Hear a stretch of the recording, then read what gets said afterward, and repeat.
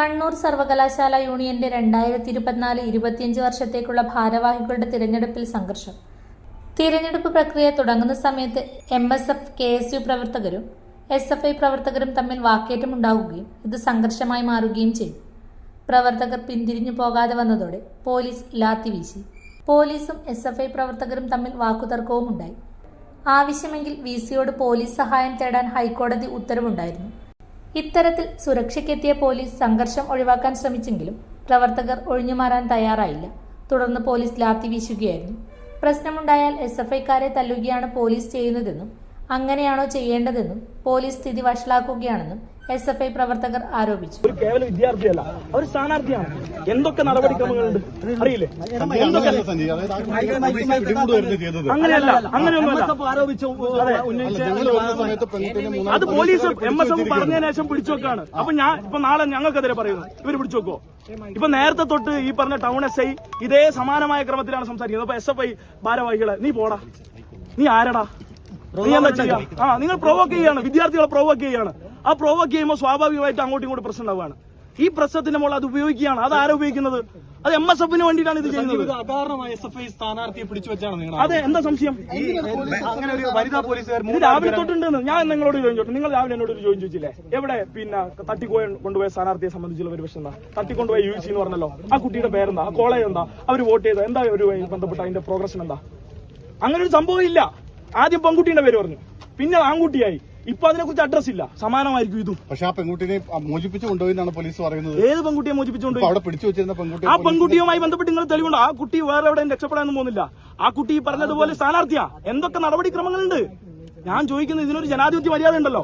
അത് കേവലപരമായി രാത്രി ഇപ്പൊ നിങ്ങളെല്ലാവരും ലൈവായിട്ട് അത് കണ്ടു. ലക്ഷക്കണക്കിന് വിദ്യാർത്ഥികൾ ഒരു പെൺകുട്ടിയെ ഈ പറയുന്നത് കൈ മാൻ ഹാൻഡിൽ ചെയ്യുന്നത് കാണുകയാണ്. അപ്പൊ എല്ലാവരും എന്താ കരുതുക?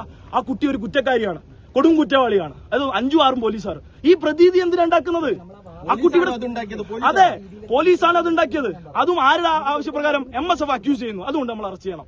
MSF എന്തേ ചോദിച്ചിട്ടുള്ളൂ? പ്രൊട്ടക്ഷനെ ചോദിച്ചിട്ടുള്ളൂ. തെരഞ്ഞെടുപ്പ് ജയിപ്പിച്ചേരണമെന്നൊന്നും കേരള പോലീസിനോട് പറഞ്ഞില്ല. ഞങ്ങൾ കാലിക്കറ്റിലെ ഇത് പറഞ്ഞതാ. അവർക്ക് പ്രൊട്ടക്ഷൻ ഉണ്ടെങ്കിൽ അവരെന്ത് വേണം? മുഴുവൻ അതിന്റെ മുമ്പിൽ 10-50 ആൾക്കാരുണ്ട്. ഈ കാണുന്ന മൊത്തം ഈ ചുറ്റുവട്ടത്തുള്ള എല്ലാ മധ്യവയസ്കരായിട്ടുള്ള ലീഗിന്റെ നേതാക്കന്മാർ, ജമാഅത്ത് ഇസ്ലാമി, SDPI എല്ലാവരും ഇവിടെ ഉണ്ട്. അവർക്ക് പോയി പ്രൊട്ടക്ഷൻ. കണ്ണൂർ സർവകലാശാല യൂണിയൻ തെരഞ്ഞെടുപ്പ് നടപടിക്രമങ്ങൾ പൂർണ്ണമായും വീഡിയോയിൽ ചിത്രീകരിച്ച് സൂക്ഷിക്കണമെന്നും ഹൈക്കോടതി ഉത്തരവുണ്ട്.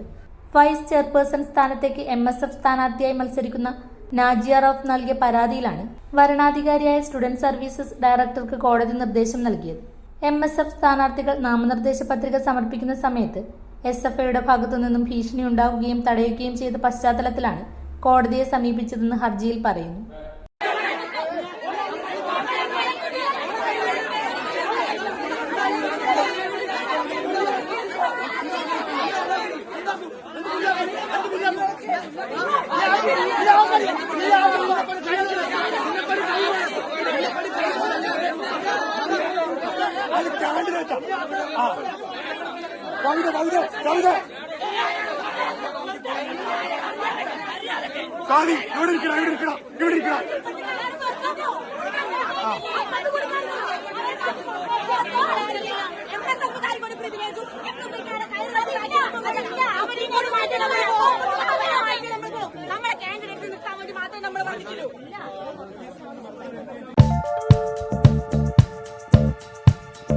സ്വപ്നങ്ങൾ പടുത്തുയർത്തുമ്പോൾ കൂടുതൽ മികവുറ്റത് തന്നെ തിരഞ്ഞെടുക്കണം.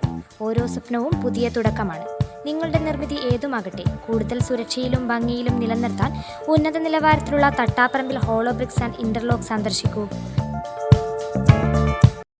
എംസാൻ, പീസാൻ, പാറപ്പൊടി, മെറ്റൽ, ജനൽ, അതിരുതൂൺ, വേലിത്തൂൺ, ഹോളോബ്രിക്സ്, ഇന്റർലോക്ക് തുടങ്ങിയ എല്ലാവിധ കെട്ടിട നിർമ്മാണ സാമഗ്രികളും ഇവിടെ ലഭ്യമാകുന്നു. ഗുണനിലവാരത്തോടെയും ഉത്തരവാദിത്തത്തോടെയും സാധനങ്ങൾ എത്തിച്ചു നൽകുന്നു.